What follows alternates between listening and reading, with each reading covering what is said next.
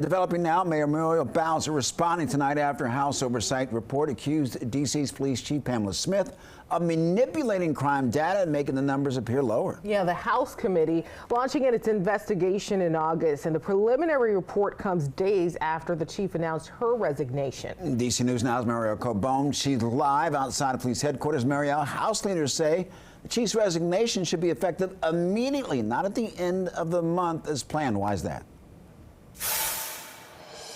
Yeah, Mark, that is what they are pushing for. Committee Chair James Comer says that this interim report was released to really show some of the background and behind the scenes of what led up to the chief's resignation, which he says should not be considered voluntary. Now, the report is very critical of the chief as well as her leadership and the consequences of it.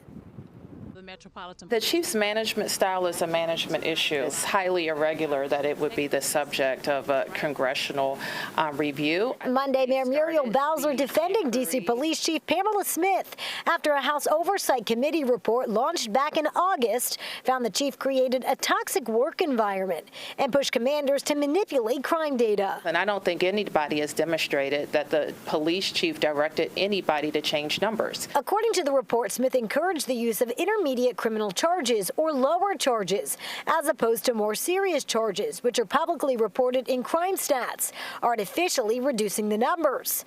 Accounts in the report also claim Smith demoted and retaliated against commanders who reported spikes in crime. In a statement, Committee Chair James Comer wrote, Chief Smith's decision to mislead the public by manipulating crime statistics is dangerous and undermines trust in both local leadership and law enforcement. Her planned resignation at the end of the month should not be seen as a voluntary choice. This is a personal decision for myself and for my family. Last week, Smith denied her resignation had anything to do with the investigation. My decision was not factored into anything with respect other than the fact that it's time. People are very clear about the precipitous decline in crime in the district from murders, shootings, homicides. It is a very complicated business to talk about crime classifications that precedes this chief of police.